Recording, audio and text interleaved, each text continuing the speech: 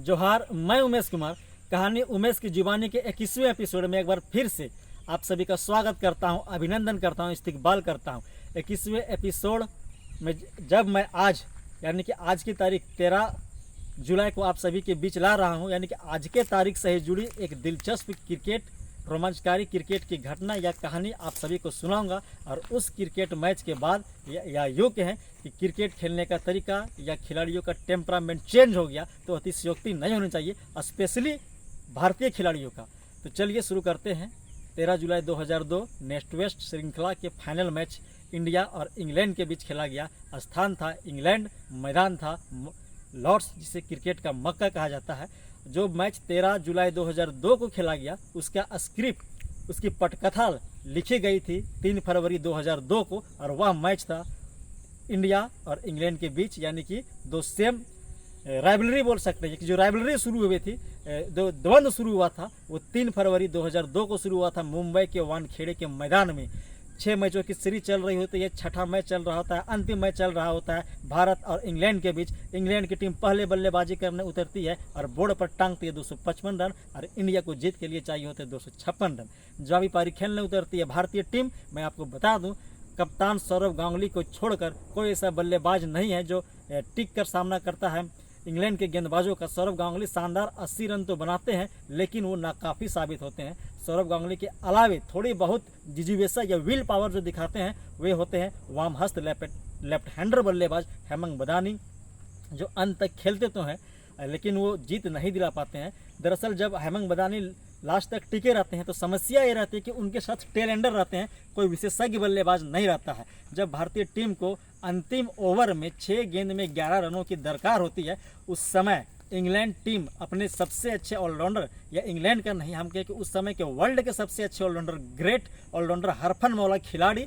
Andrew Flintoff को लाते हैं। Andrew Flintoff के मैं बारे में बता दूं, जितनी अच्छी वो गेंदबाजी करते थे उतनी अच्छे वे बल्लेबाजी भी कर रहे थे, यानी कि डेमोक्रेटिक रूप से गेंदबाजी बल्लेबाजी समानांतर या समान तरीके से करते थे, ऐसी काबिलियत थी उनमें। तो और मैं बता दूं, उस सीरीज में पूरा ऑफ कलर थे। एंड्रू फ्लिंटॉफ उस सीरीज में चले नहीं थे, लेकिन लास्ट मैच में देखिए, लास्ट मैच के लास्ट ओवर में वो 6 बॉल जब डालने आते हैं तो और स्ट्राइक पे होते हैं अनिल कुंबले को आउट करते हैं। बाद में आते हैं जवागल श्रीनाथ को भी बोल्ड मार देते हैं और इंग्लैंड मैच जीत जाती है, भारत मैच हार जाता है। हार जीत तो लगा रहता है, ये तो खेल का 2 पहलू है, एक हिस्सा है। लेकिन उस मैच में एक और चीज़ घटना होती है कि बहादुर जनों का खेल कहे जाने वाले क्रिकेट में एक अभद्रता का रूप देखने को मिलता है। जैसे एंड्रू फ्लिंटॉफ जवागल श्रीनाथ को बोल्ड मारते हैं, वो अपना टी शर्ट उतार लेते हैं और खुला बदन मैदान का चक्कर लगाने लगते हैं और लहराने लगते हैं अपना टी शर्ट हवा में। जब उनके लहराते टी शर्ट को सौरव गांगुली देखते हैं, भारतीय फैंस देखते हैं, भारतीय खिलाड़ी देखते हैं, तो उनके दिलों में एक टीस उत्पन्न होती है, एक बदले की भावना, फीलिंग और इमोशन सकती है। और भारतीय टीम और भारतीय खिलाड़ी यही चाहती है कि इसका बदला हमें लेना है, हमें रिवेंज लेना है, यानी कि एक द्वंद्व राइवलरी वहीं से शुरू हो जाती है इस 3 फरवरी 2002 से ही। फिर समय आता है, सब भारतीय दर्शक, भारतीय खिलाड़ी इंतजार में रहते हैं कि हमें इंग्लैंड से बदला लेना है, फ्लिंटॉफ से बदला लेना है। और वह दौर आता भी है, समय आता भी है।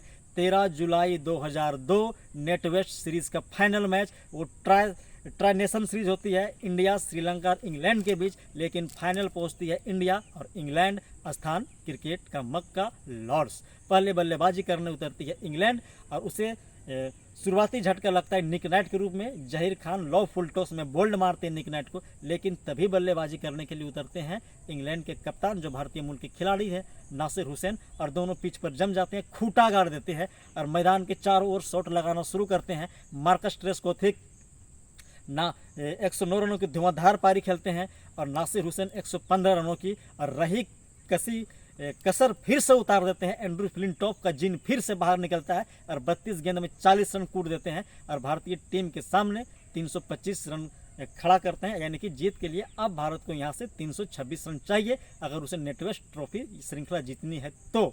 अब जवाबी पारी खेलने उतरती है भारतीय टीम।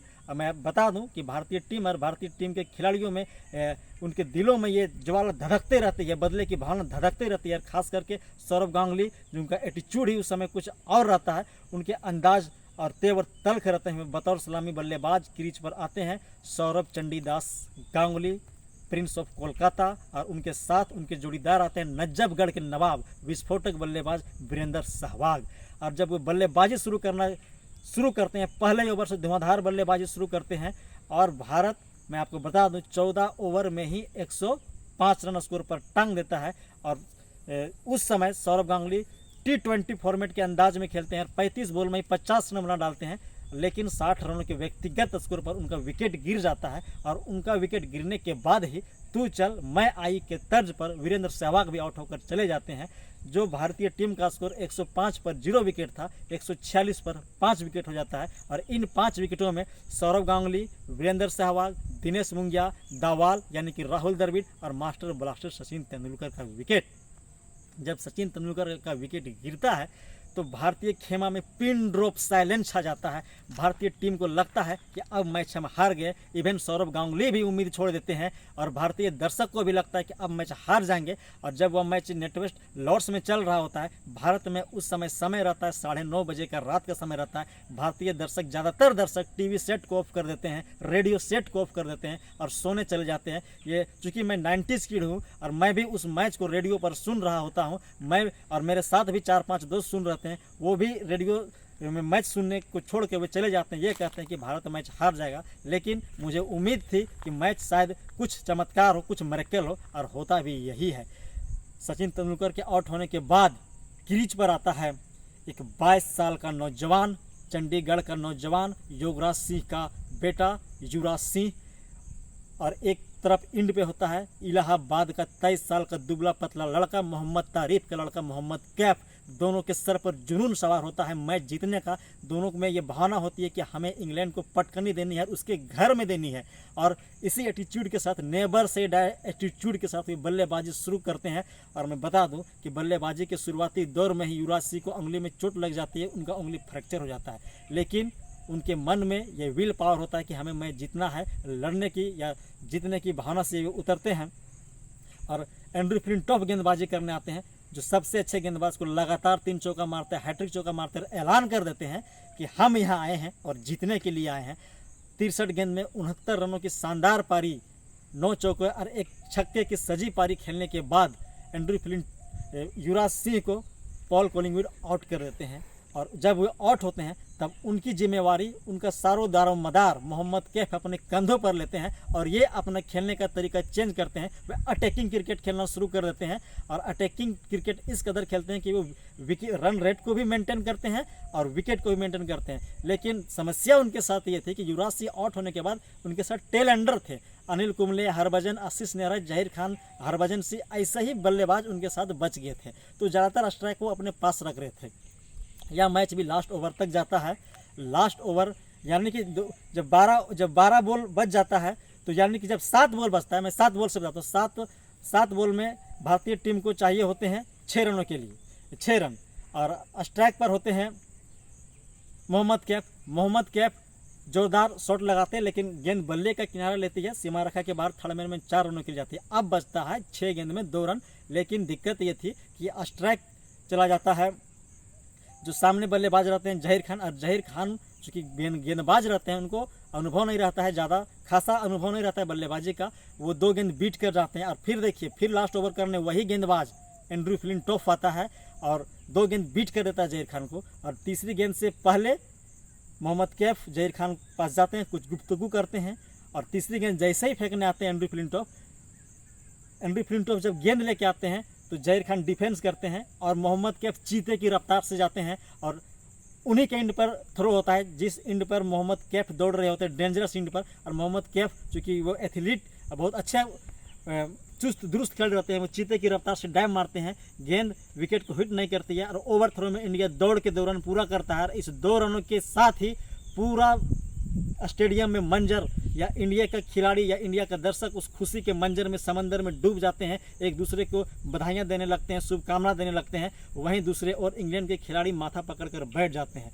और उसी समय ठीक मैंने कहा, यह राइवलरी थी जिसकी पटकथा 3 फरवरी को लिखी गई थी। आज 13 जुलाई का दिन था। सौरभ गांगुली लॉर्ड्स के बालकनी में आते हैं और अपना टी शर्ट खोलते हैं उसी अंदाज में, दादा की दादागिरी के अंदाज में, क्योंकि दादा अपनी दादागिरी के लिए जाने जाते थे और अभी भी जाने जाते हैं।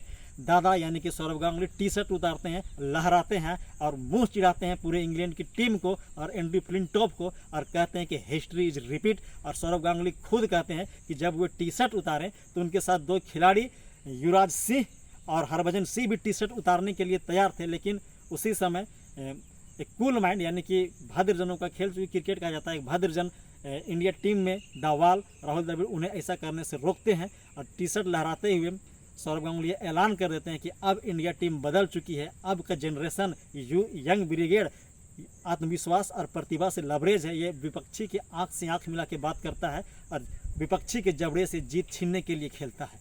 ये था कहानी जो 13 जुलाई 2002 को खेली गई और तब से मैंने कहा एरा बदल गया, क्रिकेट का युग बदल गया, खेलने का तरीका बदल गया, सोचने का तरीका बदल गया।